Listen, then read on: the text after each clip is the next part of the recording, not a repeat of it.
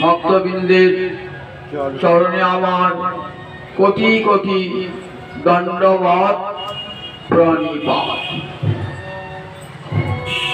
ষাট্যব্য শততং বিষ্ণু বিশ্বতব্য ন জাতুচিত সর্বে বিধি নিষেধাসু হৃদয়রেব কিঙ্করা। পদ্মপুরাণে ঋষি বললেন স্মর্তব্য শততং বিষ্ণু, বলেন শাস্ত্রে কত বিধি আছে, কত নিষেধ আছে। সব বিধি সব নিষেধ মানা যাবে না। একটা মূল বিধি আর একটা মূল নিষেধ। বিধি মানে এটা করো সেটা করো, এটা বিধি।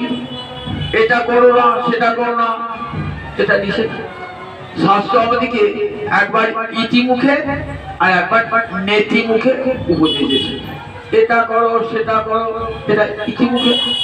এটা করো না সেটা করো না, নেতি মুখে। শাস্ত্রে এইভাবে উপদেশ দান করেছেন। বললেন দেখো শাস্ত্রে বিধি মানে করো, নিষেধ সেটা করো না। শাস্ত্র খুললেই কত বিধি কত নিষেধ। বিশেষ করে কলিকালে মানুষ সব বিধি সব নিষেধ পালন করতে পারবে না। তাই বলেন সমস্ত বিধি সমূহে একটা রাজা বিধি আছে আর সমস্ত নিষেধের একটা রাজা নিষেধ আছে। এই দুটো মানলেই হবে। শততম বিষ্ণু বিশ্বতব্য ন জাতুচিত সর্বে বিধি নিষেধাসু হৃদয়রেব কিঙ্করা। রাজবিধিটা কি না? শততম বিষ্ণু, গোবিন্দকে সব সময় স্মরণ করবে। ক্রিয়াপদ দিলে কোনো স্মর্তব্য তিনি সংস্কৃতে কখন হয়? যখন উচিত বোঝায়, বিধি বোঝায়, তখন তত্ত্ব প্রত্যয়টি হয়। এই যে শাস্ত্র বচনে এত তাৎপর্যপূর্ণ প্রতিটি শাস্ত্র বচন যে ষাট্যব্য ক্রিয়াপদ দিলেন, এটা বোঝাবার জন্য যে গোবিন্দ স্মরণ একটা বিধি এবং সকলের কর্তব্য পালনীয়। সতত সংসারের সব কাজে সরন্তি সাধব সর্বে সর্ব কার্যেষু বাধ। যখন পুরীতে আমরা বাড়িতে কিছু করাচ্ছেন না, তখন কি মন্ত্র বলান আপনাকে? আমরা ছেলের বিয়ে মেয়ের বিয়ে বাড়িতে কোনো অনুষ্ঠান করবেন, পুরীতে কি বলেন? মাধব মাধব বাচি মাধব মাধব হৃদি সরন্তি সাধব সর্বে সর্ব কার্যেষু মাধব। বাক্যে মাধব, হৃদয়ে মাধব, সাধুরা সর্ব কার্যে মাধবকে স্মরণ করে। তাহলে গোবিন্দ স্মরণ ছাড়া যে কোনো কর্মই মঙ্গলজনক হতে পারে না, ঋষিরা আগেই জানিয়ে গেছে। অপবিত্র পবিত্র বা সর্বাবস্থানগত বিবাহ ইয়স্মরে পুণ্ডরিকাক্ষং সপাচ্যাভ্যন্তর সূচি। আমি অপবিত্র হন অথবা পবিত্র হন, সর্বাবস্থানগত যে কোনো অবস্থা প্রাপ্ত না কেন, ইয়স্মরে পুণ্ডরিকাক্ষং, পুণ্ডরিকাক্ষ মানে পদ্মলোচন ভগবান শ্রীহরি, তাকে যদি একবার স্মরণ করেন তাহলে বাহ্য অভ্যন্তর ভিতর বাহির উভয় জায়গায় পবিত্র হয়ে যায়। তাহলে কৃষ্ণ স্মরণের কতখানি দাম একবার দেখুন। বলছেন সমস্ত বিধির রাজ বিধি হলো শততব্য শততম বিষ্ণু। সব সময় শততম কথাটি লক্ষ্য করবেন, সব সময় ভগবান শ্রীহরিকে স্মরণ করবে। সংসারী সকল কাজে শয়নে স্বপনে নিদ্রায় জাগরণে যেন সকল সময় শ্রীহরির স্মরণ হয়। এই বিধিটা যদি মেনে চলি আর অন্য কোনো বিধি মানবার প্রয়োজন নেই। আর একটা নিষেধ, বিশ্বতব্য ন জাতুচিত, যাচ্ছিল কখনো ন জাতুচিত, কখনো না, কখনো যেন গোবিন্দকে ভুলবে না, কখনো গোবিন্দকে ভুলবে না, এটি নিষেধ। গোবিন্দকে ভুলে যে কাজ করবেন সেই কাজটাই হবে অমঙ্গলজনক। কৃষ্ণ স্মৃতি বেঁচে রেখে যে কোনো কর্মই করুন সেটি হবে অমঙ্গলজনক। তাই নিষেধের রাজা হলো কখনো কৃষ্ণকে ভুলো না, বিধির রাজা হলো সব সময় গোবিন্দকে স্মরণ করবে। তাহলে অন্য বিধি আর নিষেধ হলো সর্বে বিধি নিষেধাসু রে তয়ব কি করা মানে চাকর। তাহলে অন্যান্য যে বিধিগুলো আছে এই মূল বিধি যে কৃষ্ণ স্মরণ তার চাকর। রাজা প্রভু যদি সন্তুষ্ট হয় তাহলে তার ভৃত্যেরা আপনাকে সন্তুষ্ট। সমস্ত নিষেধে রাজা হলেন যে কখনো কৃষ্ণ বিস্মৃতি এনো না, এটা সমস্ত নিষেধের রাজা। আর অন্য নিষেধগুলো এর কিঙ্কর, এর চাঁদা। তাহলে সর্বকার্যে গোবিন্দ স্মরণ, কৃষ্ণ স্মরণ, এই স্মরণটা কত বড় মূল্যবান দেখুন। শ্রীমদ্ ভাগবত দেখেছেন যে আমাদের মনের তিনটে অংশ। একটা অংশকে বলে অধিভূত অংশ, একটাকে বলে অধ্যাত্ম অংশ, আর একটাকে বলে অধিদৈব অংশ। এই মনের তিনটে অংশ আছে। এই মনের তিনটা সেটা অধিভূত অংশ, সেটা বিষয়ের সঙ্গে যোগ, সবসময় বিষয়ের সঙ্গে যোগ।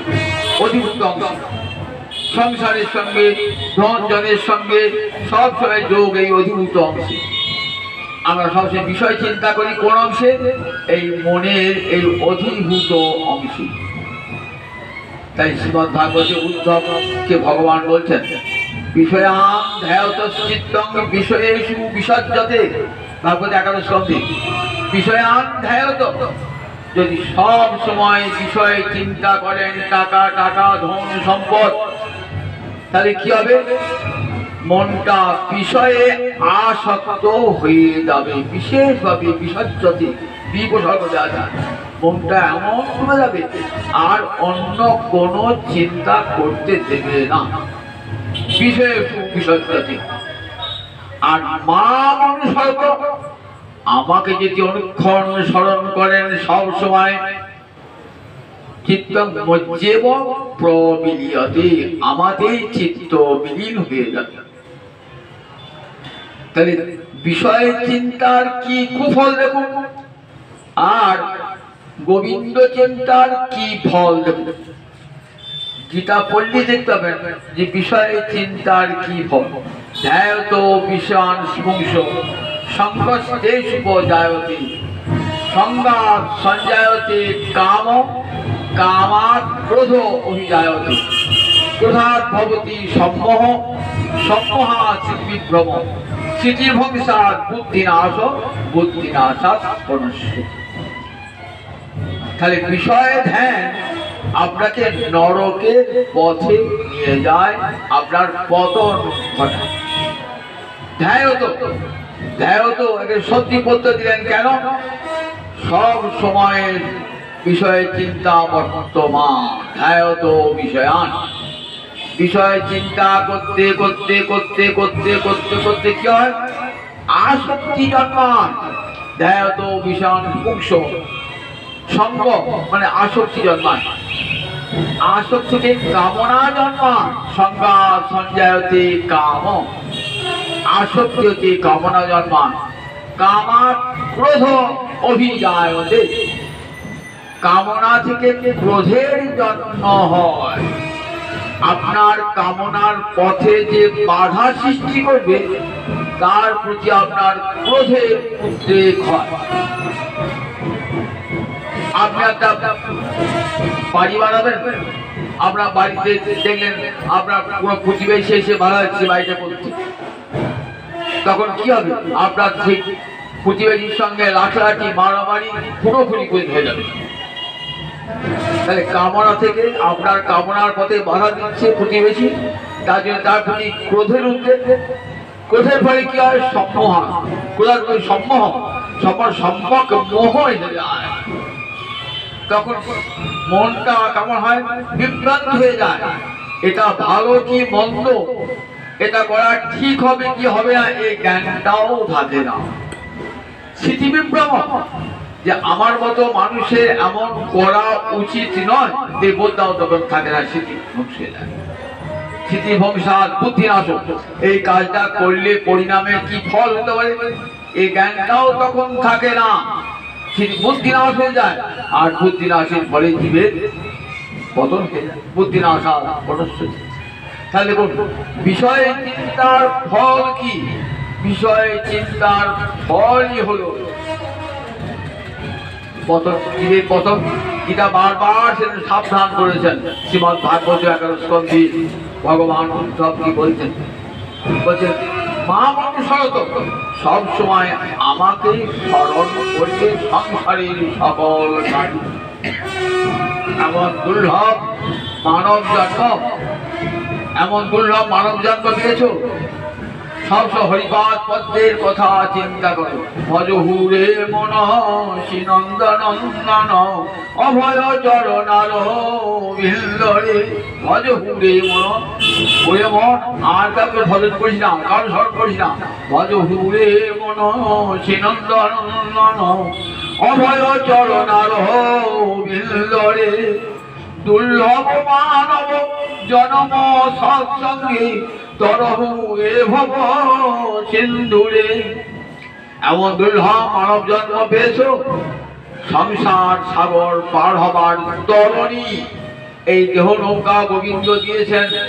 মানব দেহটা এত দুর্লভ যে কোটি কোটি সাধনও মানব দেহ পাওয়া যায় না। গোবিন্দের করুণার দান এই মানব দেহ দুর্লভ। মানব দেহ দুর্লভ বলেছে কেন? দুঃখের লভ্যতে যত, দুঃখের সঙ্গে যা লাভ করা যায় তাই তো দুর্লভ। আপনি কোটি কোটি সাধন করে দান তপস্যা ব্রত করেও মানব দেহ পাবেন না। মানব দেহ যদি মৃত্যুকালে চিন্তা হয়, আবার মানব দেহ পেলে তোমার ভজন করব গোবিন্দ, অন্তরে যদি বাঞ্ছা জাগে তবেই মানব দেহ পাবেন। বিষয় চিন্তা করতে করতে যদি প্রাণ পরিত্যাগ করেন, গোবিন্দ বলবেন আর মানব দেহ দেব না। তুমি তো বিষয় চিন্তা করেছো, বিষয় চিন্তা বিষয় খলু সর্বতস্যা। বিষয় তো মানব দেহ ছাড়াও অন্য দেহেতেও হয়। কুকুর গরু ভেড়া ছাগল এরাও বিষয় চিন্তা করে। মানব দেহ বিষয় চিন্তার জন্য নয়, মানব দেহ গোবিন্দর ভজনের জন্য, গোবিন্দর স্মরণের জন্য। দুর্লভ মানব জন্ম গোবিন্দের করুণার দান। এই মানব দেহ যদি একবার হারাই, কৃষ্ণ না বলে যদি পরিত্যাগ করি, আর মানব জন্ম পাব না।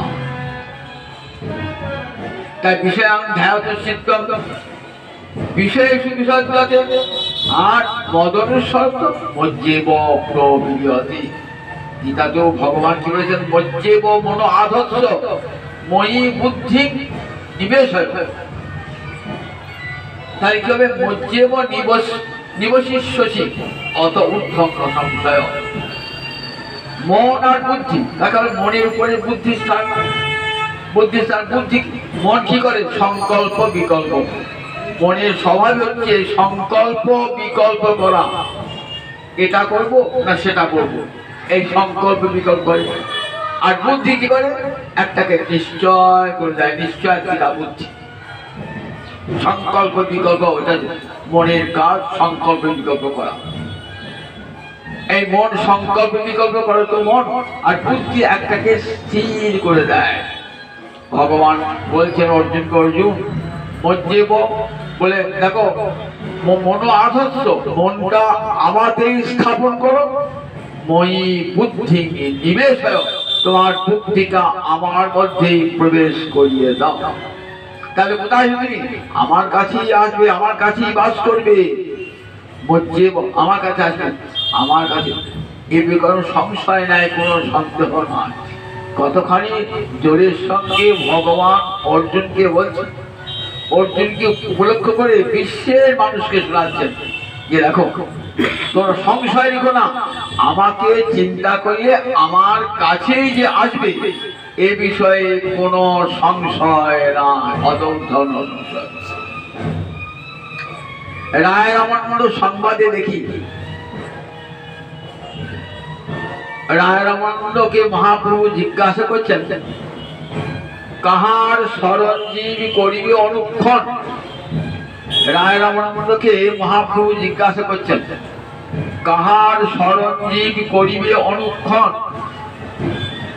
ওগো রামরায় বলো, জীব সবসময় কার কথা স্মরণ করবে? রায় রামানন্দ উত্তর দান করছেন, কৃষ্ণ নাম গুণলীলা প্রধান স্মরণ। কৃষ্ণের নাম, কৃষ্ণের গুণ, কৃষ্ণের লীলা, বলে এই স্মরণ করবে জীব সবসময়। কৃষ্ণের নাম, কৃষ্ণের গুণ, কৃষ্ণের লীলা প্রধান স্মরণ। চৈতন্য চন্দ্রোদয়ের নাটকে কার লেখা? কবি কর্ণপুর লেখা চৈতন্য চন্দ্র নাটক।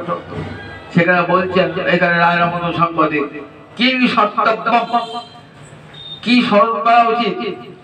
রায় রামানন্দ উত্তর দিচ্ছেন, অঘারের নাম। অঘারী মানে ভগবান শ্রীহরি, অঘাসুরের শত্রু। তাই অঘারী নাম, গোবিন্দের নাম স্মরণ করা উচিত সবসময়। নাম স্মরণ, গোবিন্দের নাম স্মরণ করা উচিত। তাহলে স্মরণটা দেখুন, স্মরণটা তো মনের ধর্ম, একবারই কিছু স্মরণ হয় না। তাই দেখুন এই ভক্তি যে নবধা ভক্তি স্তরটি কেমন? শ্রবণং কীর্তনং বিষ্ণু শরণং পাব সেবনং অর্চনং বন্দনং দাস্যং সত্যকম আত্ম নিবেদনং ইতি পুংসার পিতা বিষ্ণু ভক্তিশ্চে নবলক্ষণা। এই 9টা অঙ্গ বিষ্ণুকে অর্পণ করে তবে যাজন করতে হয়। আগে গোবিন্দকে অর্পণ করে, গোবিন্দকে অর্পণ করে, গোবিন্দ তোমার প্রীতির নিমিত্তই আমি নাম করছি, তোমার প্রীতির নিমিত্তই আমি ভাগবত শ্রবণ করছি, তোমার প্রীতির নিমিত্তই আমি কীর্তন করছি। একে বলে বিষ্ণুতে অর্পণ। আগে গোবিন্দে অর্পণ করে পরে যাজন করতে বলেছে। দেখুন শ্রবণ কীর্তনের পর স্মরণ, একবারে শ্রবণ হলো না, কীর্তন হলো না, স্মরণ হবে কেমন করে? আগে জমা করতে হবে, তবে তো খরচ। গোবিন্দ ভাগবতে শুনলেন যে গোবিন্দ হরিকথা শুনছেন, শুনতে শুনতে সেটা জমা হচ্ছে, জমা হয়ে এইবার স্মরণ হবে, শ্রবণ কীর্তন, তারপরে স্মরণ। মনের কাজ তো স্মরণ, কিন্তু এই স্মরণের মহামূল্য, এই স্মরণের শ্রবণ কীর্তন তারপরে স্মরণ। স্মরণ তো মনের ধর্ম। তা বলেন দেখো স্মরণ কিন্তু একবারে হয় না। মন তো দেবী গীতায় বলছেন, চঞ্চলং হি মন কৃষ্ণ প্রমাথি বলভদ্র। গোবিন্দ তোমাকে যে স্মরণ করবো মনটাতে, মন যে বড় চঞ্চল, চঞ্চল মন, প্রমাথি মানে চিত্ত বিক্ষেপ করে এবং ভয়ঙ্কর শক্তিশালী মন। যে কোনো মুহূর্তে আপনার মন আপনাকে নরকে নিয়ে যেতে পারে। গীতা এবং ভাগবতে বলেছে, মনই আপনার মিত্র, মনই আপনার শত্রু। যে মন কৃষ্ণ স্মরণ করে সেই মন আপনার বন্ধু, যে মন বিষয় স্মরণ করে সেই মন আপনার শত্রু। তাহলে শত্রু আর মিত্র দুটোই কিন্তু আমরা দেহের মধ্যে রয়েছে। যে মনে গোবিন্দ চিন্তা সে মন আপনার বন্ধু, আর যে মনে বিষয় চিন্তা সে মনে আমরা শত্রু।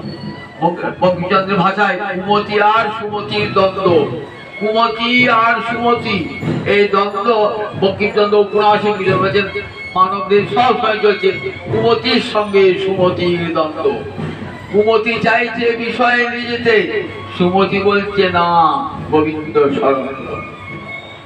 এই দ্বন্দ্ব চলছে সব সময়। দেখুন তাই বলছে দেখো এই যে এত চঞ্চল মন, সেই চঞ্চল মনকে কেমন করে তোমাতে লাগাবো প্রভু তুমি তো বলে দিলে। অভ্যাসে ন বৈরাগ্যে ন চিত্তগৃহ্যতে, বলে অভ্যাস করো। মন তো পালাবে, ছুটে ছুটে পালাবে, বলে তাকে ধরে এনে বসাও, ধরে এনে বসাও, অভ্যাস করো। একটু করে প্রতিদিন হরিকথা শোনো, খঞ্জনি বাজিয়ে হরিনাম কীর্তন করো, সাধু সঙ্গ করো, করতে করতে করতে দেখবে মন আপনা আপনি বসে গেছে। অভ্যাস আর মনকে বোঝাও বৈরাগ্যের দ্বারা যে সংসারে পত্নী পুত্র ঘর বাড়ি এটা তোমার কে? এটা তোমার আগে ছিল না পরেও থাকবে? আগেও ছিল না, পরেও থাকবে না। সুতরাং মাঝখানে কয়েকদিনের সম্পর্ক, তার জন্য মন সমস্ত মনটাকে দিয়ে দিয়েছে কেন? মনটা দেখো, যে মন গোবিন্দ স্মরণ করলে একবার স্বর্গে নিয়ে যাবে, বৈকুণ্ঠে নিয়ে যাবে, আর সেই মনে আবার নরকে নিয়ে যাবে। তাই মনকে বোঝাও। দেখো বৈরাগ্য মনে, দেখো এরা কেউ নয় তোমার। তুমি যাকে স্ত্রী বলে ভাবছো, পুত্র বলে ভাবছো, যাকে নিজে আত্মীয় বন্ধু বলে ভাবছো, তারা তোমার কেউ কোনো কালে বন্ধুও ছিল না, তোমার স্ত্রীও ছিল না, পুত্রও ছিল না, আবার ভবিষ্যতেও তারা তোমার স্ত্রী পুত্র কেউ হবে না। মহাভারতের উপকর্মণিকাতে ব্যাসদেব বলেছেন যে দেখো আমাদের কত কত পুত্র কত কত পত্নী হয়েছে। পুত্রদার শতানি চ, মাতা পিতৃ সহস্রাণী পুত্রদার শতানি চ। আমি যতবার জন্মিয়েছি ততবার এক করে মাতা পিতা হয়েছে, ততবার আমার স্ত্রী হয়েছে, ততবার আমার পুত্র হয়েছে। বলুন দেখি, আমার আগের জন্মে কে পুত্র কে স্ত্রী ছিল, কে পুত্র ছিল, তাদের কথা মনে রাখি? ভুলেই গেছে। আমার পরজন্মে যে কে হবে নাই, মাইক সম্পর্ক কিছু দিনের জন্য, আর তার জন্য আমার সারা জীবনটা ব্যয় করছি, সারা জীবনটা তার জন্য ব্যয় করছি। সারা জীবনের প্রভাব থেকে জীবনের অন্তিম কাল পর্যন্ত তাদেরকে নিয়ে চিন্তায় রয়েছে। বলে দেখো এই মন এমন সুন্দর মন ভগবান দিয়েছেন, যে মন দিয়েছেন তিনি গোবিন্দ স্মরণ করবার জন্য। মানুষ মননশীল প্রাণী, মনটা ভগবান অন্য কোনো প্রাণীকে মন দেন নাই, একমাত্র মানুষকেই মন দিয়েছেন। কেন? এই মনটা যেন অপব্যবহার করো না, এই মনটায় আমাকে স্মরণ হবে সব সময়। আর এই স্মরণে কেমন দেখো, ভগবান তন্ত্র জানি আপনি মনে মনে স্মরণ করছেন, ভগবান কিন্তু আপনার সেই স্মরণের কথা জানতে পারছেন। বিশ্বদেব মহাভারত দেখেছেন তো, মহাভারত শ্রীমদ ভাগবত আছে। ভীষ্ম যখন অন্তিম সজ্জায় 10 দিন যুদ্ধ করার পর, 10 দিন যুদ্ধের পর বিশ্বের সরসজ্জা হয়ে গেল, কিন্তু তখন প্রাণ পরিত্যাগ করেন নাই, ইচ্ছা মৃত্যু বর পেয়েছিলেন তো। তাই কুরুক্ষেত্রের বিশাল প্রাঙ্গণে এক পাশেই পূজা আছেন, বানের উপর শুয়ে আছেন, অর্জুন সজ্জা করে দিয়েছে, সজ্জার শুয়ে আছেন। শুয়ে সে কি করছে দেখুন, আমরা ভীষ্মের কোনো ভজন কিন্তু দেখতে পাই না, ভীষ্মের কোনো ভজন দেখতে পাই না। উপরন্তু দেখতে পাই ভীষ্ম যারা ধার্মিক পাণ্ডব তাদের বিরুদ্ধে দাঁড়িয়েছে, চারপতি হয়েছে। মনটা ভাবলে কেমন লাগে যে ভীষ্মের বদল আমার মহামতি মানুষ, সে কেন কৌরবদের পক্ষ গ্রহণ করলো? মনে মনে হয়তো কি দেখো ভীষ্মের মতন ধার্মিক খুঁজে পাবেন না। এত মন খালি ভীষ্মে রয়েছেন শুধু ওই কুরু রাজ্যকে রক্ষা করবার জন্য, দুর্যোধনের কাছে রয়েছেন, কিন্তু সমগ্র মনটা পড়ে রয়েছে পাণ্ডবদের জন্য, পাণ্ডবদের জন্য। যখন কুরুক্ষেত্রে যুদ্ধ হবে না, তার পূর্বে মহারাজ যুধিষ্ঠির গিয়েছেন ভীষ্মকে প্রণাম জানাতে। হে পিতামহ, আমার যখন পিতা ছিল না তখন আপনি আমাকে পিতৃস্নেহে মানুষ করেছেন, এই রাজ পরিবারে থাকতে দিয়েছেন, আপনার জন্য রাজ পরিবারে থাকতে পেরেছি। কিন্তু কি দুঃখের বিষয়, এমনই দুর্ভাগ্যের পরিহাস, আজকে আপনাকে আপনার বিরুদ্ধে আমাকে বাণ নিক্ষেপ করতে হবে, যুদ্ধ করতে হবে। তখন বিশ্বদেব আশীর্বাদ করছেন, দেখো আমি যদিও দুর্যোধনের পক্ষে আছি, আমার সব মনটা তোমাদের দিকে, তোমরা দঙ্গে বিজয়ী হও, বিজয়ী হও। দেখেছেন তো, বিজয়ী হও, মনটা ছিল কেমন। আবার দেখুন কুরুক্ষেত্রের যুদ্ধে পূর্বে কৃষ্ণ বললেন আমি অস্ত্র ধারণ করব না, ভীষ্ম বললেন আমি তোমাকে অস্ত্র ধারণ করাবই করাবো। মনে মনে ভাবছেন যে ভগবানের কাছে ভগবান বড় না ভক্ত বড়, সেটা জগৎকে দেখাবে। কুরুক্ষেত্রের যুদ্ধে ভীষ্মের অগ্নিবর্ষী বাণেতে অর্জুনের কপিধ্বজ রথ ধ্বংস হয়ে গেছে। তখন ভগবান আর থাকতে পারেন নাই, রথচক্রেতে শক্তি দান করলেন, ওই সুদর্শন চক্রে শক্তি দান করে বিশ্বের দিকে তেড়ে গেলেন। বিশ্ব তখন হাসছেন মনে মনে, আহা গোবিন্দ তোমার কি অপূর্ব লীলা, নিজের প্রতিজ্ঞা ভঙ্গ করলে, আমার প্রতিজ্ঞা তুমি রক্ষা করলে। প্রভু তুমি এমন ভক্তবৎসল। দেখেছেন মনে মনে, সেদিন দেখেছেন যে গোবিন্দ কত ভক্তবৎসল, নিজের প্রতিজ্ঞা ভঙ্গ করলেন, ভক্তের প্রতিজ্ঞা রক্ষা করলেন। সরসজ্জায় আসেন তো সেই সময় কি করছেন দেখো, সেই সময় মনে মনে স্মরণ করছেন ভগবান শ্রীহরিকে। মহারাজ যুধিষ্ঠির রাজা হয়েছেন, কুরুক্ষেত্রে যুদ্ধ শেষ হয়ে গেছে, অমাবস্যা রাত্রে শেষ হয়ে গেছে, অমাবস্যার ভয়ঙ্কর রাত্রিতে কুরুক্ষেত্রের যুদ্ধ শেষ। প্রতিপদে রাজা হয়েছেন মহারাজ যুধিষ্ঠির। মহারাজ যুধিষ্ঠির রাজা হয়েছেন বটে, অশ্বমেধ যজ্ঞ করেছে, মনে শান্তি পাচ্ছেন না। গোবিন্দকে বলেছেন এই যুদ্ধ না করলেই হতো, মনে মনে ভিক্ষা করছিলাম, সেও তো ভালো ছিল।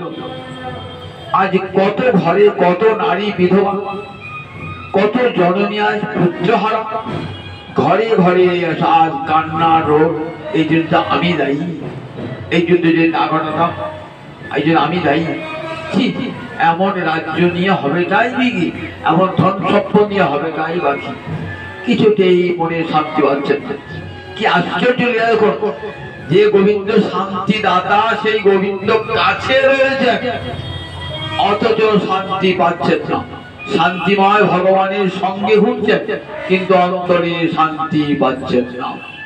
এর মধ্যে ভগবান একটা শিক্ষা আছে। তখন কি বলছেন, চলো যুধিষ্ঠির তুমি তো মনে শান্তি পাচ্ছ না, চলো পিতামহ ভীষ্মের কাছে চলো, তার উপদেশ শুনলে তোমার মনটা শান্তি পাবে।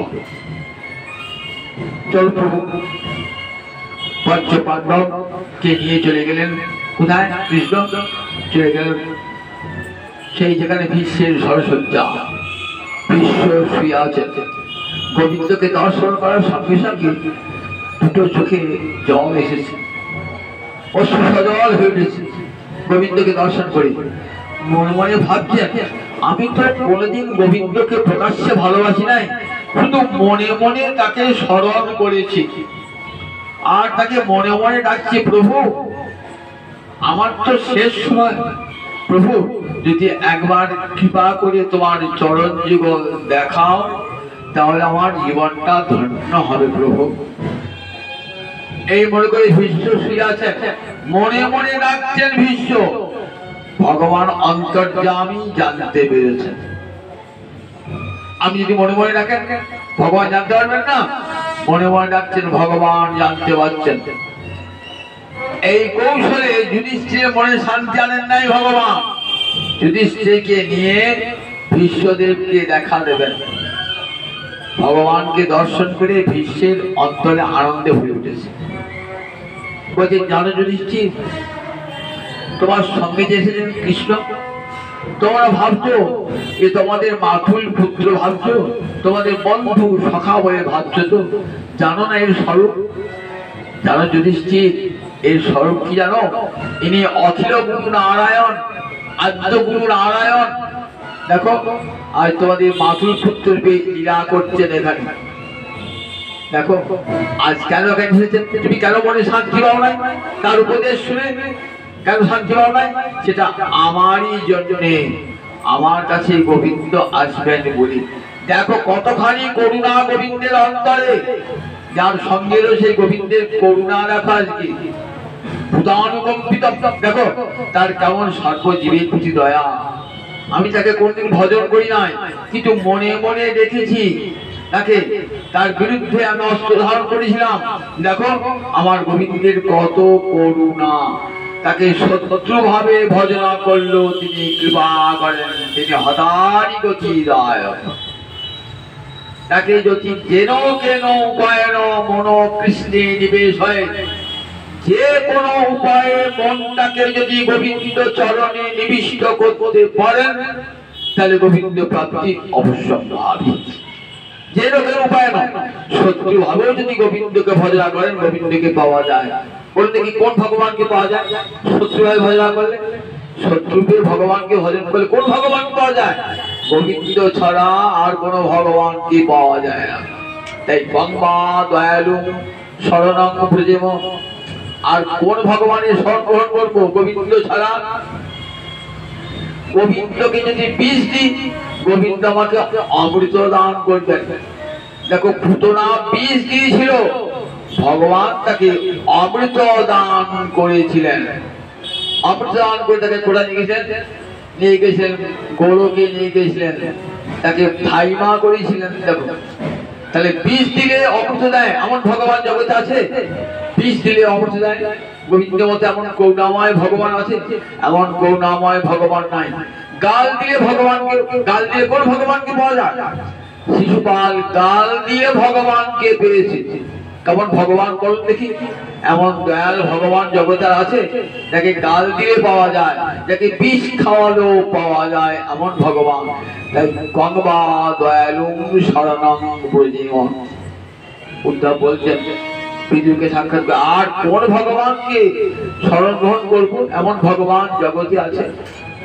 বিশ্বদেব বলছেন প্রভু, প্রভু বলছেন প্রভু আমি বুঝেছি কেন তুমি যুধিষ্ঠিরের মনে শান্তি দাও নাই, শুধু আমাকে কৃপা করবার জন্য। আমি মনে মনে চিন্তা করছিলাম, কি চিন্তা করছিলাম? যে গোবিন্দের চরণ দর্শন করতে করতে উত্তরায়ণ সংক্রান্তিতে আমি প্রাণ পরিত্যাগ করব।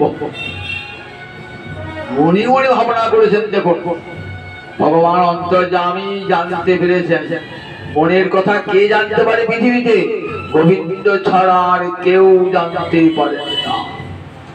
তাই গোবিন্দকে ফাঁকি দেওয়া যায় না। বাইরে হরি হরি বলছেন আর অন্তরে বিষয় চিন্তা করছেন। গোবিন্দ বলছেন দেখো এমন চুরি করো না, দেখো ভাবের ঘরে এমন চুরি করো না, কোনোদিনই কৃপা পাবে না। বাইরে তিলক মালা পড়েছো, হরি হরি বলছো, গৌ দর্শকে হাত তুলছো আর মনে মনে সবসময় বিষয় চিন্তা করছো। গোবিন্দ জানতে পারেন তো সব ফাঁকে অন্তরে রয়েছে ঠাকুর, অন্তরের কথা সব জানতে পারেন। বিশ্ব বাণ নিক্ষেপ করেছে ভগবানের বিরুদ্ধে, দেখুন তথাপি বিশ্বকে কৃপা করেছেন। কারণ বিশ্বের অন্তরটা কেমন? একবার ভগবত চিন্তায় ভরপুর। কি বলছেন যে গোবিন্দ কেমন দাবি? আমি যতক্ষণ পর্যন্ত দেহত্যাগ না করি তুমি আমার নয়ন সম্মুখে দাঁড়িয়ে থাকো প্রভু।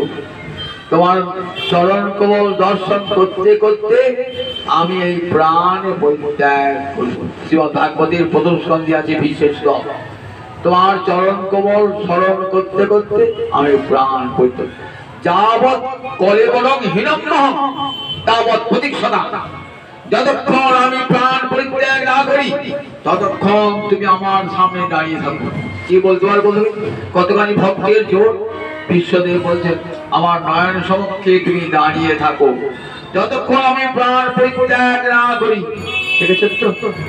ঠিক যেন হরিদাস আমাদের কলিযুগে দেখতে পাই, হরিদাস ঠাকুর এরকম, প্রভু হৃদয়ে ধরিব তোমার ওড়ানা চরণ, নয়নে দেখিব তোমারি চাঁদ বদন, জিহ্বায় উচ্চারিব মই কৃষ্ণ চৈতন্য নাম, এই রূপে ইচ্ছা মোরে ছাড়িও বরাম। কতখানি দাবি! প্রভু আমি চলে যাব প্রভু, কারণ তোমার অপ্রকট লীলা আমি দেখতে পারবো না প্রভু। তোমার শীঘ্রই তোমার লীলা অপ্রকট করবে, সেই অপ্রকট লীলা আমি দেখতে পারবো না প্রভু। তার আগে যে আমার শরীরের পতন হবে প্রভু। আমার অন্তর একটা বাঞ্ছা। কি বাঞ্ছা? না তোমার হৃদয়ে ধরিব তোমারি ওড়ানা চরণ, নয়নে হেরিব তোমারি উচাল বদন, আর জিহ্বায় উচ্চারিব মই কৃষ্ণ চৈতন্য নাম, এই রূপে আমি ইচ্ছা মতো সারিব বরান। ঠিক যেন ভীষ্মের ইচ্ছা মৃত্যু। ভীষ্ম আজ বলছেন গোবিন্দকে আমি যতক্ষণ প্রাণ পরিত্যাগ না করি ততক্ষণ তুমি আমার নয়ন সম্মুখে দণ্ডায়মান হও। দেখেছেন তো, ভক্তের দাবি ভগবান মানবেন। যদি আপনি আজও ভালোবাসেন ভগবানকে, ভক্তের দাবি তিনি মানবেন। বিশ্বের বলছেন প্রভু তুমি তো জগৎ গুরু, গুরুকে দেখলেই কিছু প্রণামে দিতে হয়, তো উপহার দিতে হয়, তো উপায়ন দিতে হয়। আজ তো আমার কিছুই নাই প্রভু, আমি শুয়ে আছি, দেখো ওর শক্তি আমার নাই। প্রভু তোমাকে আমি সর্বশ্রেষ্ঠ উপহার দেবো আজকে। কি উপহার দেবো?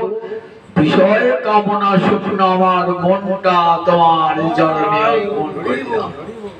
দেখেছেন সবচেয়ে বড় উপহার গোবিন্দকে, বিষয় কামনা শূন্য মনটা আমি তোমার চরণে আজ দিয়ে দিলাম। প্রভু তুমি কৃপা করে আমার মনটাকে গ্রহণ করো।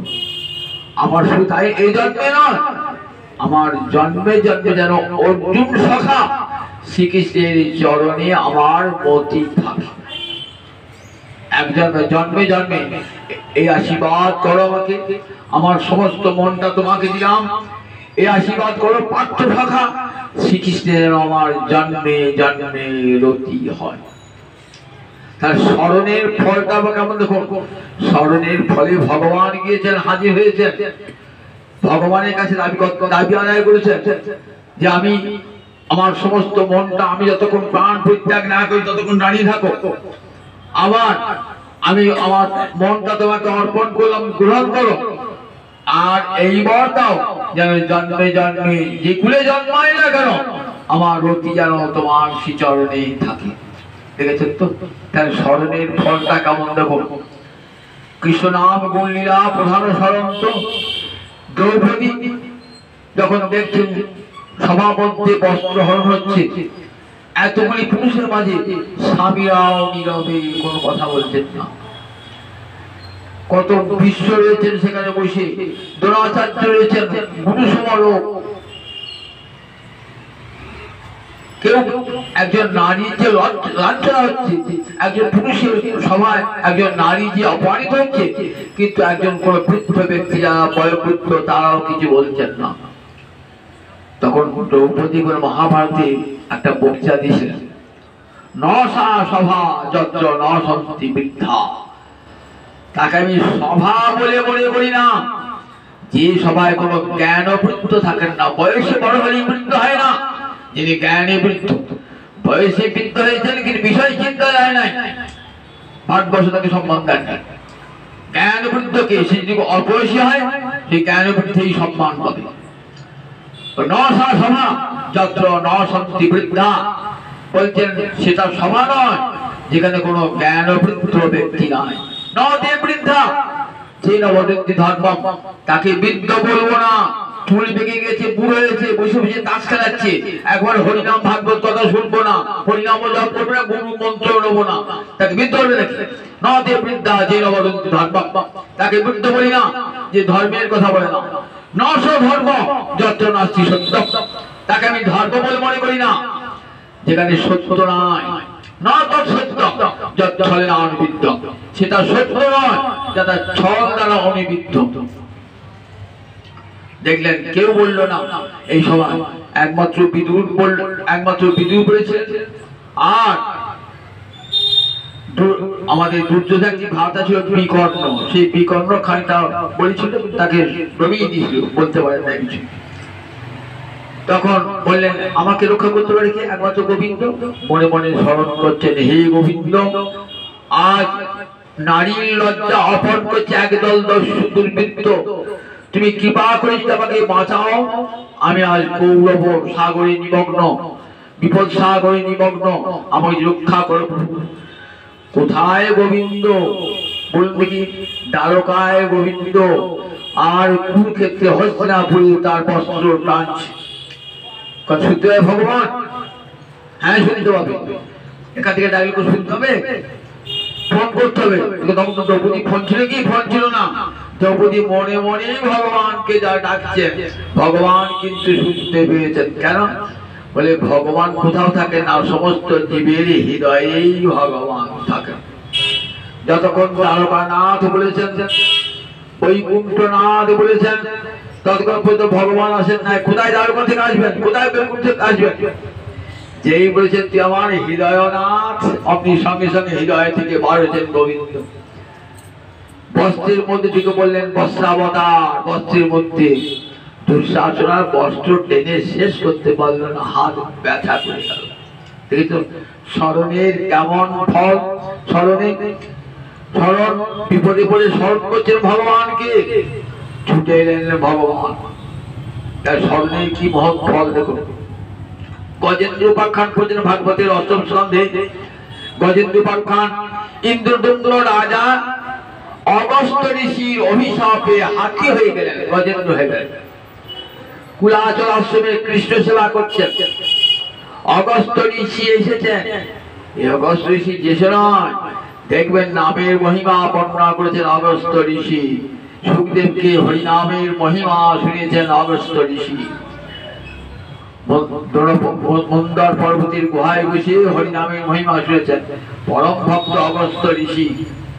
সেই অগস্ত্য ঋষি এসেছেন তো রাজা বিচারে ভুল করলেন। কি ভুল? শাস্ত্রে বলেছে তুমি গোবিন্দ সেবা করছেন, তো সে যদি কোনো গোবিন্দ ভক্ত এসে তাহলে কোনটাকে করবেন? গোবিন্দ ভক্তকে সেবা করবেন না গোবিন্দকে সেবা করবেন? শাস্ত্র বলছেন গোবিন্দ ভক্তের সেবা আগে হবে। মদ ভক্ত পূজা অধিকা, আমার ভক্তের পূজা আমার চেয়েও বড়। তাই গোবিন্দের সেবা ফেলে দিয়ে ভক্তকে আদর করতে হবে, এটাই ভাগবতের বিধান। রাজা বিচারে ভুল করেছেন। রাজা কি করলেন? কৃষ্ণ সেবা সেরে ঋষিকে আহ্বান করতে গেছেন। ঋষি তো স্থান ত্যাগ করেছেন, অভিশাপ দিয়ে গেলেন। তখন হস্তি মূর্খ ভব, হাতি বিরাট চেহারা কিন্তু বুদ্ধি নাই। তুমি রাজা হয়েছ কিন্তু বুদ্ধিহীন। তুমি কৃষ্ণ ভজন করছো, কিছুই জানো না কৃষ্ণ ভজনে। তুমি হাতি হয়ে জন্মাও। হাতি হয়ে জন্মালেন বটে, কিন্তু কৃষ্ণ ভক্তি যায় না। অভিশাপে কৃষ্ণ ভক্তি যায় না। ভালো করে রাখবেন, অভিশাপে আমরা সব ধ্বংস হতে পারি, কিন্তু কৃষ্ণ ভক্তি কখনো বিনষ্ট হবে না, হবে না, হবে না। শ্রীমুখেশ্বরী পাদ ভক্তি সন্দর্ভে লিখেছেন যে কৃষ্ণ ভক্তি অবিনাশী। একদিনও যদি কৃষ্ণ কথা শুনে থাকেন না, সে কৃষ্ণ কথা থেকে গেল পুঁজির ঘরে, কোনদিন সেটা নষ্ট হবে না, হবে না, হবে না। তা কৃষ্ণ ভক্তি এমনই বস্তু না, বিনষ্ট হয় না। শত অভিশাপে তো কৃষ্ণ ভক্তি বিনষ্ট হবে না। হাতি হয়েছেন তো, হাতি হয়ে কি করছেন? হস্তিগণের সঙ্গে ত্রিকুট পর্বতের চূড়ায় হস্তিগণের সঙ্গে ক্রীড়ায় মত্ত।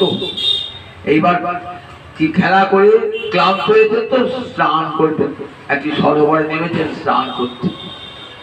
সরোবরে একটা কুমির পাটা এমন করে হাতির পাটা চেপে ধরেছে, কিছুতেই ছাড়াতে পারছেন না। হাতি এত বড়শালী, সে তো ডাঙায় বড়শালী, জলে তো বড়শালী না। জলে কুমির, জলে কুমিরের সঙ্গে শত চেষ্টা করে ছাড়াতে পারছেন না। নিজে তো পারলেন না, আবার হাতির যারা সম্পর্কে মিত্র বন্ধু ছিল, ভজ্র ছিলেন, তারাও চেষ্টা করেও গজেন্দ্রকে রক্ষা করতে পারলেন না।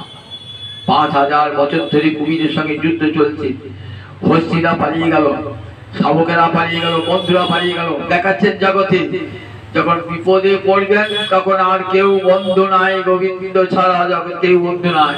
সব শুনে বললো একে একে যে ও তো মরবেই, আমরা কেন মরি, বলে তখন গজেন্দ্র স্মরণ করছেন ভগবান শ্রীহরিকে। প্রভু তুমি ছাড়া আমাকে কে রক্ষা করবে জগতে? তুমি একমাত্র রক্ষক প্রভু, আমি তোমার চরণে শরণাগত। তখন ওই শরণাগত হয়েছে, ভগবানকে অপূর্ব স্তব করছেন স্মরণ করতে করতে। মহারাজ পরীক্ষিতের মনে একটা প্রশ্ন রেখেছে যে হাতি কেমন করে ভগবানের স্তব করে? হাতি ভগবানের স্তব করছে কেমন করে? তখন শুকদেব বলছেন মহারাজ তুমি তো গোবিন্দের কৃপা প্রাপ্ত, গোবিন্দের কৃপা তুমি নিয়ে দেখেছো, মায়ের পেটে কৃপা পেয়েছো।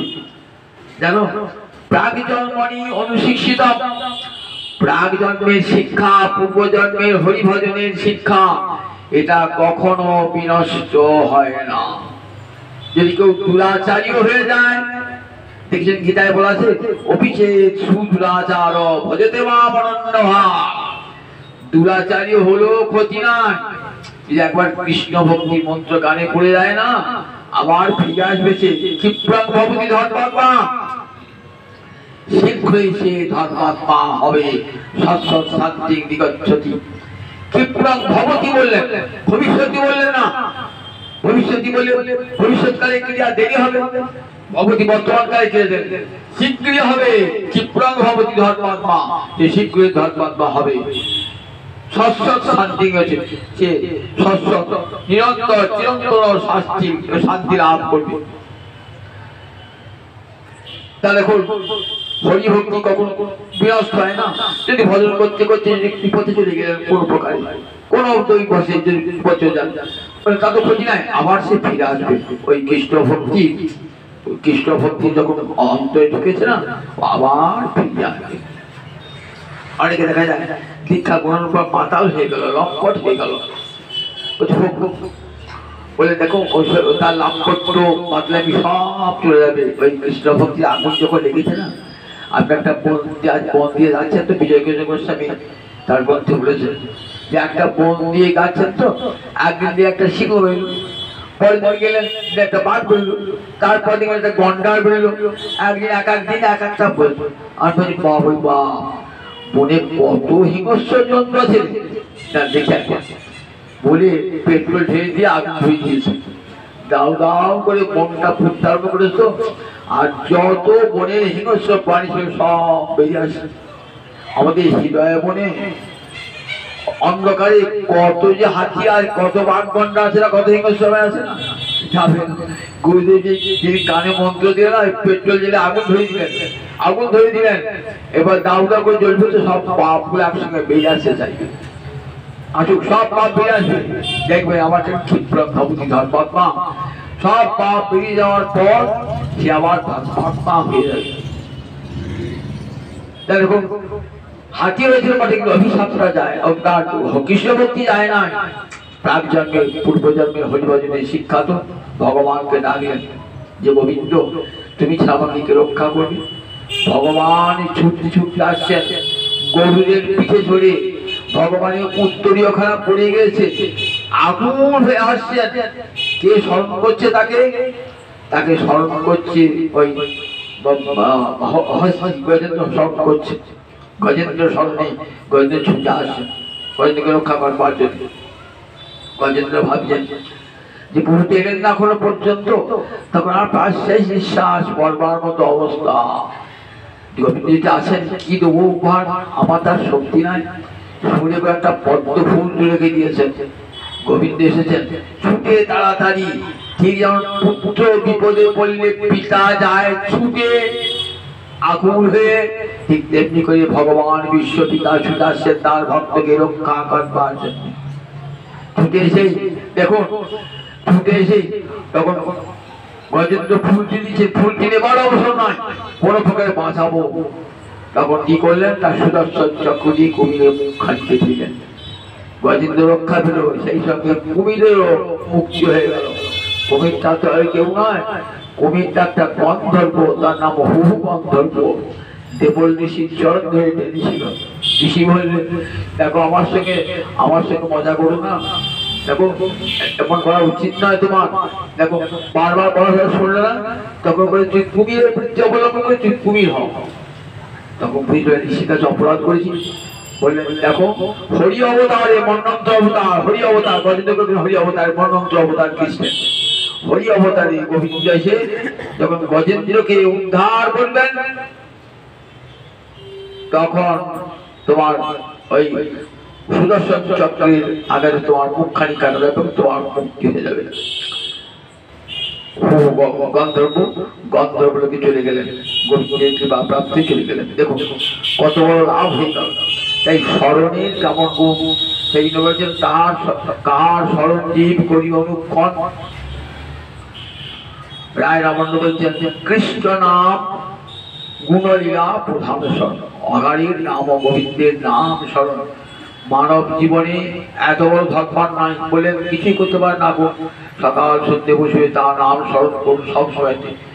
ওই হরি নামে মালা করছেন তো, এই নামটা স্মরণ হচ্ছে সবচেয়ে অগাধী নাম। হরে কৃষ্ণ কৃষ্ণ কৃষ্ণ হরে হরে, হরে রাম রাম রাম। সেইটুকু সাইফত দিয়েছেন যে অনুক্ষণ মালা জপ করো, মালা জপে দ্বারা তার স্মরণ হবে। সংসারী সকল কর্ম করো, মন গোবিন্দ চরণে রেখে দাও। সংসারে সকল কর্ম করো, সংসার করো গতি নাই, সংসার যেন তোমাদের প্রবেশ না করে।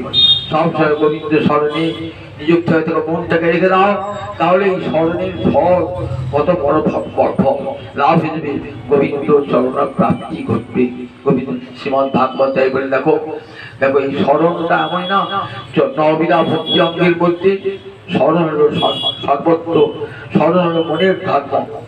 এই শ্রবণ কীর্তন করতে করতে স্মরণ হবে, আর সেই স্মরণের ফলে ভগবান প্রাপ্তি ঘটবে। তাই সাধু সঙ্গ করলে স্মরণ হবে। ভগবান তীর্থে গেলে ভগবানের স্মরণ হয়, সাধু সঙ্গ করলে ভগবানের স্মরণ হয়। তাই বলে দেখো বিষয়ীর সঙ্গে যেও না, সাধুর সঙ্গ করো। সাধুর সঙ্গ করলে সবসময় হরিস্মৃতি হৃদয়ে জাগ্রত হবে, আর সেই স্মৃতি জাগ্রত হলে পরে গোবিন্দ প্রাপ্তি হবে। তাই মহাপুরুষ সহজ সাধন দিয়ে গেলেন, ওই অঘাড়ের নাম বলেন কিছুই করতে হবে জীব, তোমরা কলির জীব, তো তোমাদের আচার বিচার কিছুই নাই, তোমাদের সদাচার নাই, কিন্তু হরিনামটি গ্রহণ করো। হরে কৃষ্ণ কৃষ্ণ কৃষ্ণ হরে হরে, হরে রাম রাম রাম হরে হরে। খাইতে শুইতে নাম যথা তথা লয়, খাইতে শুইতে নাম যথা, খাইতে বসে নাম করুন, শুইতে নাম করুন, সব সব এটা আর কোনো বিধি নাই। সব সময় নাম সংকীর্তন করুন, নাম জপ করুন। গীতায় বলেছেন বিভূতি যুগে যে যজ্ঞানাং জপযজ্ঞ অস্মি, আমি যজ্ঞের মধ্যে জপযজ্ঞ, আমি জপযজ্ঞ মানে নাম জপ, গোবিন্দের নাম জপ, এটি গোবিন্দের বিভূতি। সবটা তাই করে গেলে আমার মহাপ্রভু পরম দান, আমার গৌরাঙ্গ হরি মহাদান। সেই নামে জগৎজীবকে বিলিয়ে দিলেন কে? আমার গৌর হরির অভিন্ন তরুণিতাই চান। জগৎজীবের দ্বারে দ্বারে চণ্ডাল প্রতিদিন বেদ ঘরে ঘরে যাইয়া হরিনামে মহামন্ত্র দিচ্ছেন বিলাইয়া। গীতায় আমার যারে দেখে তারে কহে দন্তে তৃণ ধরি, আমারই কি নিয়াল একবার বলো গো রে হরি। আমি তোমাদের কেনা চাকরে থাকবো, একবার গৌর নাম বলো, একবার কৃষ্ণ নাম বলো।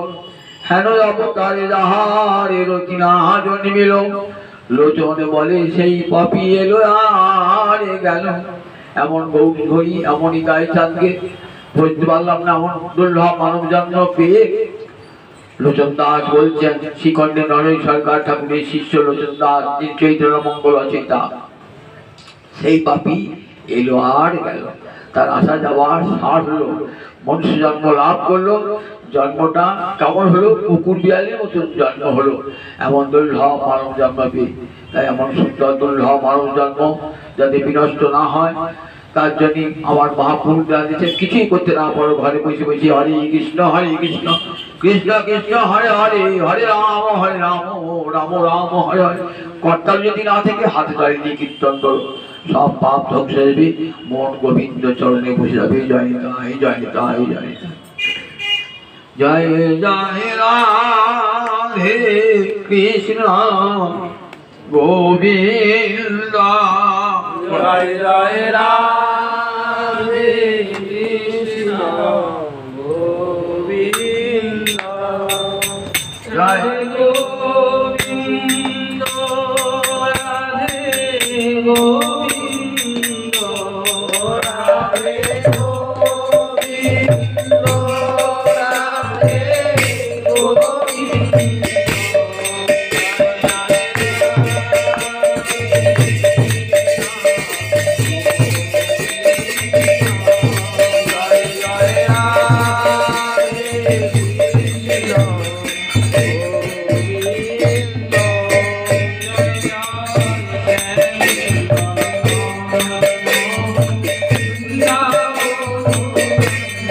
জয় জয় শ্যাম সুন্দর।